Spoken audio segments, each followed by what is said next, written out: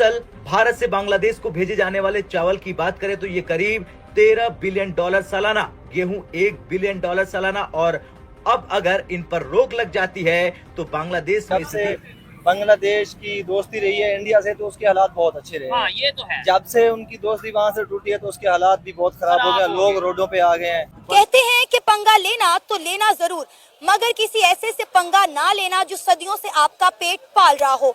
मगर ये बात बांग्लादेश को समझ नहीं आई और बांग्लादेश ने इंडिया के साथ पंगा लेकर खुद अपने पेट पर लात मार ली है।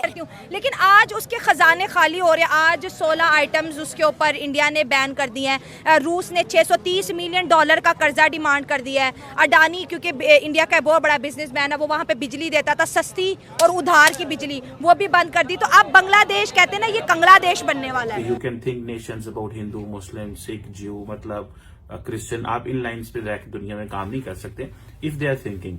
लेकिन शायद जो रिलीजियस एस्टैब्लिशमेंट है उसका कोई प्रेशर हो उसके ऊपर, मोहम्मद यूनुस के ऊपर, और on the decision making, because वो अभी पता ये चल रहा है कि वो सोच रहे हैं कि 3 से 4 साल लग सकते हैं।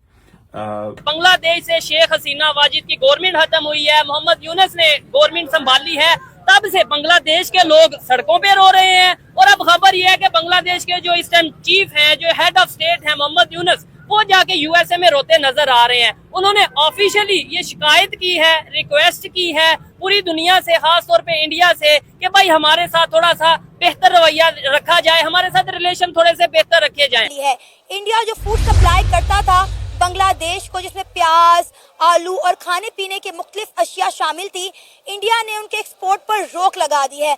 तो बांग्लादेश ने कहा कि भाई कोई बात नहीं, इंडिया नहीं देता तो ना दे, हम पाकिस्तान से ये सारी चीजें इंपोर्ट करेंगे।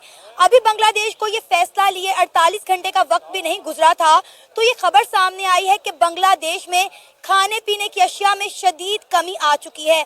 वहाँ पे महंगाई इतनी ज्यादा बढ़ चुकी है कि वहाँ के लोग पीने के लिए दूध तक भी अफोर्ड नहीं कर पा रहे, और ये सब इंडिया से पंगा लेने का नतीजा है। जय हिंद दोस्तों, बांग्लादेश ने अब अपना हद पार कर दिया है और अपना औकात भूलकर इंडिया से पंगा लेकर बहुत भारी गलती कर दी है, क्योंकि इंडिया ने अब यह फैसला कर लिया है कि बांग्लादेश को सबक सिखा कर आएंगे। और इसीलिए जितना भी आलू, प्याज और भी जितना ट्रेड होता था वो सारे बंद कर दिए हैं। और बांग्लादेश में इस वक्त इतना महंगाई छा गई है कि वहाँ के लोग भूखे मर रहे हैं। दोस्तों, जल्दी इंडिया किसी से उलझता नहीं है, और उलझता है तो सारे उससे रिश्ते नाता और सारे ट्रेड खत्म कर देता है। जैसे पाकिस्तान का हुआ है हाल, वैसे ही अब बांग्लादेश का भी हो जाएगा। तो चल देखते हैं कि इसके बारे में पाकिस्तानी पब्लिक क्या कुछ बोल रहे हैं। बने रहे वीडियो के अंत तक, और वीडियो अच्छा लगे तो लाइक और सब्सक्राइब कर दीजिएगा। अब वेस्ट मीडिया, जैसे हम टॉपिक बांग्लादेश का जिक्र करें, वेस्ट मीडिया ये कह रहा है कि जो इंडिया है वो बांग्लादेश के साथ ठीक नहीं कर रहा, और डॉक्टर अजय शंकर ने कहा हम तो उनके साथ डिप्लोमेटिक वे में चल रहे हैं,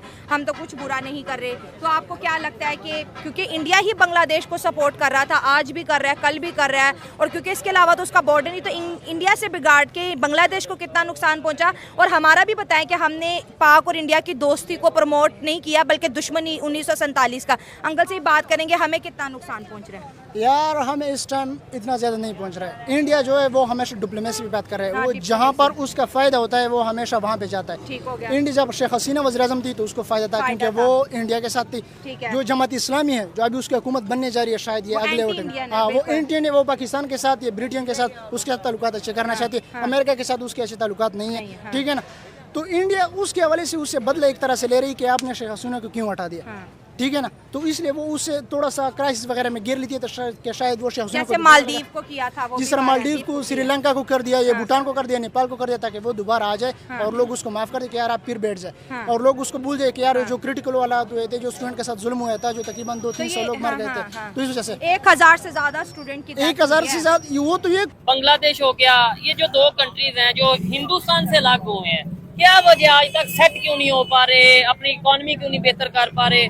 बांग्लादेशी भाग के इलीगली कोशिश कर रहे हैं को इंडिया में चले जाए, इंडिया में जाके रोजगार मिल जाएगा। क्या कहना चाहेंगे इसके ऊपर? जी, फर्स्ट ऑफ ऑल तो यह है कि हमारे लोगों का या हमारे मुल्क का दीन से दूरी है। अच्छा। दूसरे नंबर से ये बात है कि जब से बांग्लादेश की दोस्ती रही है इंडिया से तो उसके हालात बहुत अच्छे रहे। हाँ, ये तो है। जब से उनकी दोस्ती वहाँ से टूटी है तो उसके हालात भी बहुत खराब हो गए, लोग रोडों पे आ गए हैं, यही हालात है। ये चीज है। तीसरी बात, पाकिस्तान में ये जो हुकूमत है, इन हुकूमत के कुछ ऐसे कारनामे, कुछ ऐसे काम हैं जिस वजह से हम लोग परेशान है। परेशान हैं, गुर्बत की लकीर से आप नीचे क्या कह बहुत रहे हैं? सारे इन्होंने लोग जो बात की है मैं इससे एग्री करता हूँ कि भाई जब तक उनके इंडिया के साथ रिलेशन बेहतर थे, इंडिया के साथ रिलेशन बेहतर कह लें या ये कह लें जब तक कि मोहम्मद यूनस या इससे पहले शेख हसीना की गवर्नमेंट थी, मोहम्मद यूनस की गवर्नमेंट नहीं आई थी, तब तक वो स्टेबिलिटी की तरफ कुछ ना कुछ बेहतरी की तरफ जा रहे थे। अब वो वाकई में रोड पे आ गए हैं एक तरह के। क्या वजह समझते हैं? बांग्लादेशी कोशिश कर रहे हैं भाग के हम इंडिया में चले जाएं, तो अलग होने का क्या मकसद था अगर आज भी यही सिचुएशन है? इसके बारे में तो मुझे नहीं पता, लेकिन इतना जरूर जानता हूँ कि जिस तरह भाई ने गुफ्तगू अच्छी की है अच्छा कि हमारे जो हुक्मरान है, ठीक है, मैं हुक्मरान के बारे में कुछ नहीं कर सकता जितनी देर तक पब्लिक अपने आप को सेट ना करेगी। ठीक है, मैं गलत तो नहीं कह रहा। नहीं ठीक कह रहे हैं। पब्लिक जो है वो ही अगर निजाम को चलाने वाले, अगर हुक्मरान अगर गलत है तो उन्हें गलत कहें, ठीक है, सपोर्ट क्यों कर रहे हैं? बिल्कुल जंग लड़ रही है वो एसेंशियल फूड आइटम्स,